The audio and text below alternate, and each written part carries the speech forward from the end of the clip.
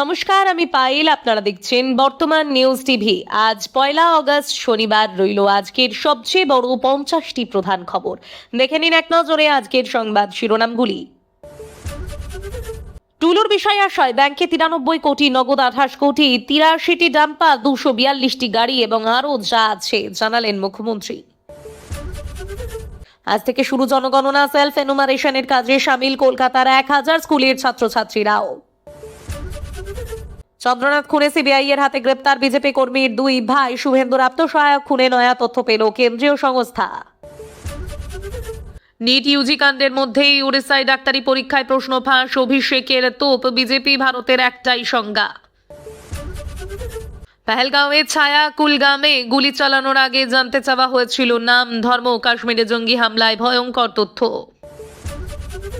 14 বিশ্ববিদ্যালয়ের জন্য সচিব পদমর্যাদার প্রতিনিধি সরকার মনোনীত সদস্যের তালিকা প্রকাশ করল উচ্চ শিক্ষা দপ্তর। 242টি গাড়ি, অ্যাকাউন্টে 93 কোটি। মমতার সাপোর্ট ছাড়া এটা হতে পারে না। টুলুর বিরুদ্ধে কড়া অ্যাকশন শুভেন্দুর। শুধু আমি নই, জায়সার স্ক্যানারে রাজ্যের আরও এক মন্ত্রী। জঙ্গি হামিম গ্রেপ্তারে মুখ খুললেন শুভেন্দু। প্রাক্তন মুখ্যমন্ত্রীর বরাভয় প্রাপ্ত সব্যসাচী মমতাকে আক্রমণ বিরোধী দলনেতা ঋতব্রতর। জেনজিকে ভয় দেখিয়ে চুপ করানো যাবে না, মোদির শাহ দেশের অতীত তোপ রাহুলের। দত্তপুকুরে গেঞ্জি কারখানায় বয়লার বিস্ফোরণ, মৃত্যু। শ্রমিকের গাফিলতির অভিযোগ কর্তৃপক্ষের বিরুদ্ধে। চপ কিনতে বেরিয়ে পেঁপে বাগানে গণধর্ষণের শিকার কিশোরী। 2023 সালের ঘটনায় 2 জনকে 20 বছরের কারাদণ্ড দিল কালনা আদালত। উপনির্বাচনের প্রস্তুতি শুরু করল বিজেপি। নন্দীগ্রামের দায়িত্বে জ্যোতির্ময়, রেজিনগরে প্রবাল। চলতি সপ্তাহে আসরে নেতারা। অনুমতি না নিয়ে সেবাশ্রয়ে ইউএসজি মেশিন দেওয়ার অভিযোগ। নোদাখালী ক্লিনিকের লাইসেন্স বাতিল করল স্বাস্থ্য দপ্তর। প্রেমের মর্মান্তিক পরিণতি, বিয়ে 3 বছরের মাথায় কল্যাণীতে রহস্য মৃত্যু। তরুণীর পিটিয়ে খুন, দাবি পরিবারের। টেবিলে টাকার বান্ডিল, একদিকে তৃণমূল, অন্যদিকে বিজেপির 2 নেতা তোলপাড় বাদুরিয়ায়। জঙ্গি হামিমের হানি ট্র্যাপ, বাংলার রাজনেতাদের ফাঁসাতে ঝাড়খণ্ডের বাঙালি সুন্দরীর ফাঁদ। ওয়াংচুকের সঙ্গে দূরত্ব বাড়ছে ককরোচদের। বিতর্কের মধ্যে দীপকে বললেন ওর অবদান। বাংলায় ফের নাশকতার ছক, আগ্নেয়াস্ত্র, তাজা কার্তুজ সহ সিঙ্গুরে গ্রেপ্তার 1। জঙ্গি নিশানায় ছেলে শুভেন্দু, ওদের টার্গেট মোদিজিও। বড় সতর্কবার্তা বাবা শিবিরের। পুরসভার 8200 কর্মী ও শিক্ষার্থীদের বিশেষ দায়িত্ব। কলকাতায় 55 লক্ষ মানুষের জনগণনার রোডম্যাপ দেখালেন স্মিতা।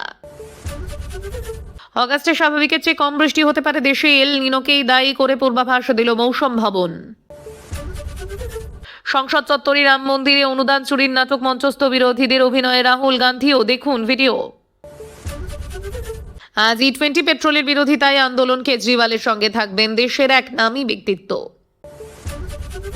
এবার আরশোলা আতঙ্ক পাকিস্তানে, ওরা সব উলটপালট করে দিতে পারে শঙ্কিত মন্ত্রী নাকভি। স্ত্রীর সঙ্গে ঝগড়া করে নিজেরই যৌনাঙ্গ কাটল মুর্শিদাবাদের যুবক, ভরল প্লাস্টিকে। তারপর মন্ত্রী অর্জুন সিং এর নাম করে প্রতারণা। নোয়াপাড়ার 2 যুবক গ্রেপ্তার। বড় কোনো চক্র রয়েছে অনুমান পুলিশের। পিটিয়ে প্রায় মেরেই ফেলেছিল বাবাকে। যন্তর মন্তরে বিক্ষোভে আক্রান্ত পুলিশ কর্মীদের পরিবার। এবার সরব বিচারের দাবি। ডিম কেন, এরপর মাছও দেওয়া হবে মিড ডে মিলে, বলে দিলেন মন্ত্রী নিশীথ। পুষ্টিকর আরও খাবার সংযোজনের বার্তা। ভদ্রাসন এখন ভবানীপুর। উপনির্বাচনের সাথে নন্দীগ্রাম কার ভরসায় ছাড়লেন মুখ্যমন্ত্রী শুভেন্দু। তৃণমূল নেতা সব্যসাচী দত্তের বিরুদ্ধে এবার সক্রিয় ইডি। শুক্রবার ভোর থেকে তল্লাশি অভিযান 11 ঠিকানায়। পুজোর আগেই পার্কিং অ্যাপ চালু। কলকাতায় 15,000 জন চিহ্নিত। ক্যাব পার্কিং নিয়েও বড় ঘোষণা অগ্নিমিত্রার। আজ থেকে রাজ্যে শুরু হচ্ছে জনগণনা। প্রস্তুতি নিয়ে বিস্তারিত জানালেন দক্ষিণ 24 পরগনার ডিএম। জায়েস নিশানায় শুভেন্দু। কাঁথিতে মুখ্যমন্ত্রীর বাড়ি যাওয়ায় মুম্বাই রোডে এবার নিশ্ছিদ্র নিরাপত্তা। ক্লাসে ভূতের ভয়, সন্দেশখালী স্কুলে পরপর ছাত্রীদের অসুস্থতায় ঘনীভূত রহস্য। নিশানায় আরও এক মন্ত্রী ছিলেন, শুধু আমি নই। জায়েস জঙ্গি গ্রেপ্তারের পর মুখ খুললেন মুখ্যমন্ত্রী। যশোর রোডে কাটা হবে মৃত গাছ, বড় ঘোষণা মন্ত্রীর। ডাল ভেঙে যুবকের মৃত্যুতে 4 লক্ষ টাকা সাহায্য রাজ্যের। ভোটার তালিকা থেকে নাম বাদ গেলেই রেশন বন্ধ নয়। এসআইআর বিতর্কে বড় পর্যবেক্ষণ হাইকোর্টের। ছাত্র বিক্ষোভের সময় মোদীকে নিয়ে আপত্তিকর পোস্ট, মেটার ভারতীয় প্রধানের বিরুদ্ধে মামলা রুজু পুলিশের। নিটের ফলাফলে কারচুপির অভিযুক্ত পরীক্ষার্থীদের বিরুদ্ধে কড়া পদক্ষেপের নির্দেশ কলকাতা হাইকোর্টের। জুডোর ম্যাটের সোনালী ইতিহাস, কমনওয়েলথ গেমসে কানাডার প্রতিপক্ষকে উড়িয়ে সোনা এনে দিলেন ত্রিপুরা রশ্মিতা। অন্নপূর্ণা যোজনার টাকা এখনো পাননি, সমাধানে নয়া উদ্যোগ। বিজেপি মহিলা মোর্চার কি করবেন জানালেন অগ্নিমিত্রা। কাশ্মীরে পরিযায়ী শ্রমিকদের উপর জঙ্গি হামলা, মুহুর্মুহু গুলিতে বাড়ছে হতাহতের সংখ্যা। এক স্যান্ডেল থেকে মুছলেন বিজেপির সর্বভারতীয় মুখপাত্র পদত্যাগের জল্পনার মাঝেই বায়ু বদলালেন শাহজাদ পুনাওয়ালা। আপনাদের কাছে ছোট্ট একটি অনুরোধ রইল, আমরা প্রতিদিন চেষ্টা করি আপনাদের জন্য সঠিক, সংক্ষিপ্ত এবং নিরপেক্ষ খবর পৌঁছে দিতে। আমাদের এই ছোট্ট চেষ্টাকে যদি আপনাদের ভালো লেগে থাকে তাহলে দয়া করে একটি লাইক দিন এবং চ্যানেলটিকে সাবস্ক্রাইব করে পাশে থাকার বার্তা দিন। এবার এক এক করে দেখে নেব বিস্তারিত খবর। 242টি গাড়ি, অ্যাকাউন্টে 93 কোটি, মমতার সমর্থন ছাড়া হতে পারে না, টুলুর বিরুদ্ধে কড়া অ্যাকশন শুভেন্দুর। গাড়ি সম্পত্তি একদিনে সম্ভব নয়, নেপথ্যে যোগ ছিল প্রাক্তন মুখ্যমন্ত্রী মমতা বন্দ্যোপাধ্যায়েরও। বীরভূমে পাথর সম্রাট টুলুর দুর্নীতির পর্দাফাঁস প্রসঙ্গে মন্তব্য মুখ্যমন্ত্রী শুভেন্দু অধিকারীর। এখনো পর্যন্ত ঠিক কোন কোন সম্পত্তি বাজেয়াপ্ত করা হয়েছে টুলুর, শুক্রবার সাংবাদিক বৈঠকে তা স্পষ্ট করলেন তিনি। এই দুর্নীতির সঙ্গে যে বা যারা যুক্ত তাদের বিরুদ্ধে কড়া অ্যাকশনে হুঁশিয়ারি দেন তিনি। টুলু মণ্ডলের পাহাড় প্রমাণ সম্পত্তির বিবরণ দিয়ে শুভেন্দু বলেন, টুলু মণ্ডলের বিভিন্ন অ্যাকাউন্টে থাকা 93 কোটি টাকা ফ্রিজ করেছি। এছাড়া নগদ 53 লক্ষ টাকা বাজেয়াপ্ত করেছি। 268 গ্রাম সোনা, 400 গ্রাম রূপো এবং 63 গ্রাম প্ল্যাটিনাম, 3টি টাকা গোনার মেশিন, একটা কম্পিউটার ও সিপিইউ, 2টি পেনড্রাইভ পাওয়া গিয়েছে, 83টি ট্রাক ও ডাম্পার, বিএমডাব্লিউ, অডি মিলিয়ে মোট 242টি গাড়ি বাজেয়াপ্ত করা হয়েছে। শুভেন্দু আরো বলেন, মোট 21টি সম্পত্তির খোঁজ, তার মধ্যে রয়েছে 7টি বাড়ি, একটি ফার্ম হাউস, 2টি পেট্রোল পাম্প, একটি পার্কিং, 2টি ক্রাশার, সব মিলিয়ে 300 বিঘা সম্পত্তি বাজেয়াপ্ত করা হয়েছে। দুর্নীতির মাথাদের রেয়াত করা হবে না বলে স্পষ্ট হুঁশিয়ারি দেন মুখ্যমন্ত্রী। তিনি বলেন, মূল মাথার খোঁজে যা যা করার করব। এত বড় দুর্নীতি মমতা বন্দ্যোপাধ্যায় সরকারের সাপোর্ট ছাড়া হতে পারে না। এতদিন ধরে এত বড় দুর্নীতি সবাই যুক্ত রয়েছে, এটা একদিনে একটা ঘটনা নয়। আমার রাজ্যে কি ঘটছে তার জন্য আমি দায়ী নই, কিন্তু তারপর কি ব্যবস্থা নিচ্ছেন সেটাই আসল। এত সম্পত্তি তো একদিনে হয় না। এতদিন ধরে কি করছিলেন? উঁচুতলা থেকে নির্দেশ না গেলে এটা হয় না। বেচারি পুলিশ, জেলা শাসককে দোষ দিয়ে কি লাভ আছে? তবে যারা যুক্ত তাদের সকলের বিরুদ্ধে ব্যবস্থা নেওয়া হবে। এদিকে এখনো বেপাত্তা টুলু। মুখ্যমন্ত্রীর অনুমান, গত 4 মের পরেই বিদেশে গা ঢাকা দিয়েছেন টুলু। রাজ্য পুলিশের প্রশংসা করে শুভেন্দুর বিশ্বাস, টুলুকে খুঁজে বের করবেন তদন্তকারীরা। কাশ্মীরে পরিযায়ী শ্রমিকদের উপর জঙ্গি হামলা, মুহুর্মুহু গুলিতে বাড়ছে হতাহতের সংখ্যা। বাংলার জয়েশ জঙ্গি গ্রেপ্তারের দিনই রাতে জম্মু কাশ্মীরে জঙ্গি হামলা। শুক্রবার সন্ধ্যায় কুলগামে পরিযায়ী শ্রমিকদের লক্ষ্য করে মুহুর্মুহু গুলি বর্ষণ। ঘটনায় নিহত কমপক্ষে 1 শ্রমিক আর একজন গুরুতর জখম অবস্থায় ভর্তি হাসপাতালে। জানা যাচ্ছে, কুলগামের কেল্লাম গ্রামে এদিন রাতে 2 পরিযায়ী শ্রমিককে লক্ষ্য করে গুলি চালিয়েছে জঙ্গিরা। খবর পেয়ে ঘটনাস্থলে ছুটে যায় পুলিশ। এলাকা ঘিরে চিরুনি তল্লাশি চলছে। এ নিয়ে গত 10 দিনে এটা জঙ্গিদের দ্বিতীয় টার্গেটেড হামলা। ভিন রাজ্যের শ্রমিকদের কারা এভাবে টার্গেট করলো? জাইসের দিকে সন্দেহের তীর। মনে করা হচ্ছে এদিন বাংলায় তাদের সদস্যের গ্রেপ্তারির প্রতিশোধ নিতে কাশ্মীরের পরিযায়ী শ্রমিকদের ওপর হামলা চালানো হলো। পুলিশ যদিও এ নিয়ে এখনো মুখ খোলেনি। জানা গেছে, কাশ্মীর উপত্যকার কুলগামের কেল্লাম গ্রামে এদিন সন্ধ্যায় 2 শ্রমিককে লক্ষ্য করে আততায়ীরা গুলি চালায়। এরা দুজনেই ভিন রাজ্যের শ্রমিক বলে জানা গিয়েছে। গুলিবিদ্ধ হয়ে একজন ঘটনাস্থলেই মারা যান, অপরজন গুরুতর আহত অবস্থায় হাসপাতালে মৃত্যুর সঙ্গে লড়াই করছেন। এই তথ্য জানিয়েছে পুলিশ। এই হামলার পরই এলাকা ঘিরে ফেলে অপারেশন শুরু করে যৌথ বাহিনী। হামলাকারীদের খোঁজে চিরুনি তল্লাশি চলছে। শুক্রবার সন্ধ্যায় কুলগামে এই জঙ্গি হামলার সীমান্ত নিরাপত্তা তো বটেই, আরও নানা প্রেক্ষিতে ভাবাচ্ছে যৌথ বাহিনীকে। অমরনাথ যাত্রা চলাকালীন এই ধরনের আক্রমণ রুখতে গোটা কাশ্মীর কার্যত নিরাপত্তা রক্ষীদের দুর্গে পরিণত হয়েছে। চলছে জঙ্গি দমন অভিযানও। এর মাঝে বাংলা থেকে জায়েজ জঙ্গি সন্দেহে এদিনই গ্রেপ্তার হয়েছে হামিম মণ্ডল, যার সঙ্গে কাশ্মীরের সাজ্জাদ ভাট জঙ্গি গোষ্ঠীর যোগ রয়েছে বলে প্রাথমিকভাবে জানতে পেরেছে রাজ্য পুলিশের এসটিএফ। পেহেলগাঁও হামলার সঙ্গে যুক্ত থাকতে পারে হামিম। তবে কি হামিমের গ্রেপ্তারির প্রতিশোধেই জঙ্গিরা পরিযায়ী শ্রমিকদের টার্গেট করে গুলি চালালো? প্রশ্ন থাকছে। দত্তপুকুরে গেঞ্জি কারখানায় বয়লার ফেটে বিস্ফোরণে নিহত 1 আটক মালিক। মর্মান্তিক ঘটনা, গেঞ্জির কারখানায় বয়লার ফেটে বিস্ফোরণে মৃত এক, আহত এক। ঘটনাটি ঘটেছে দত্তপুকুর থানার অন্তর্গত তালধারিয়া এলাকার ঘোষপাড়ায়।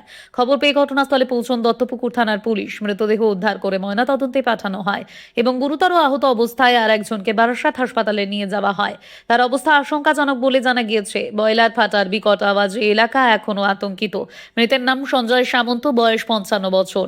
স্থানীয় বাসিন্দারা জানিয়েছেন এলাকায় আরও একাধিক কারখানা রয়েছে আর এমন ঘটনা প্রথম নয়। প্রতি 2-3 বছর অন্তর এমন ঘটনা ঘটে থাকে। এই কারখানাতে গেঞ্জির থান কাপড় কালার পেস্ট করা হতো। সেই কাপড় বয়লারের মাধ্যমে গরম জলের স্টিম থেকে মেশিনারি স্টিমে চলতো কালার দেওয়ার প্রক্রিয়া। অভিযোগ, ঘটনার সময় স্টিম অতিরিক্ত গরম হয়ে গিয়েই ব্লাস্ট করেছে। একজন এলাকাবাসী জানিয়েছেন দীর্ঘদিন ধরেই এই এলাকায় অবৈধভাবে কারখানা গড়ে তোলা হয়েছে। প্রশাসনকে একাধিকবার জানিয়েও কোনো লাভ হয়নি।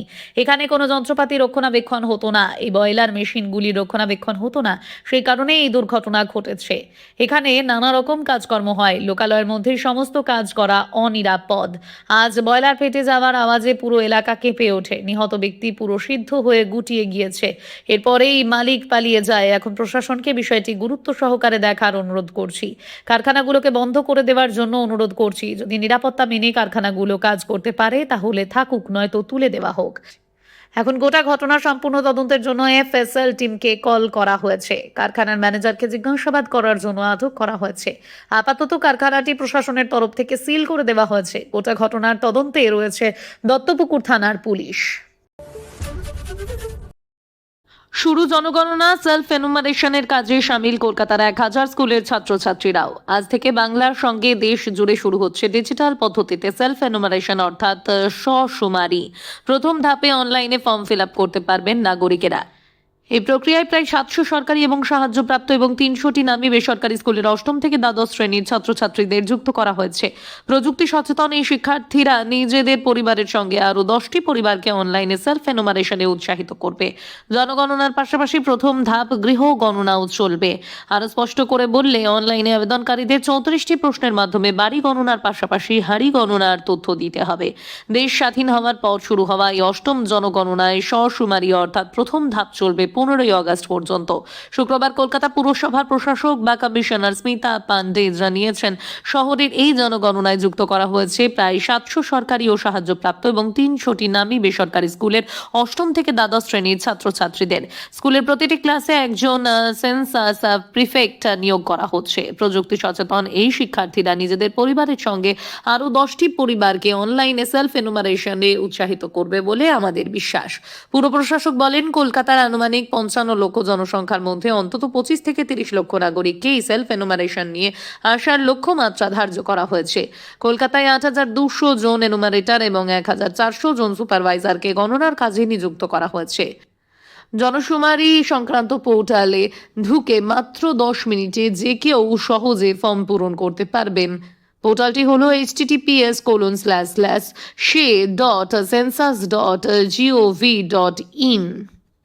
ওয়েবসাইটে শুক্রবার রাত 12টা থেকে সক্রিয় হয়ে যাচ্ছে।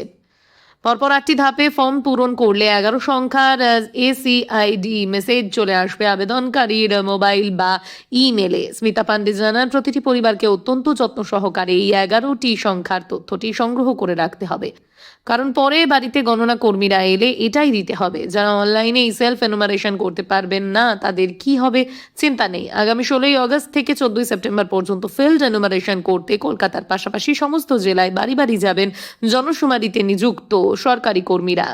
এরপর দ্বিতীয় দফায় লিঙ্গভেদে জনশুমারি চলবে আগামী 2027 সালের 28শে ফেব্রুয়ারি অবধি।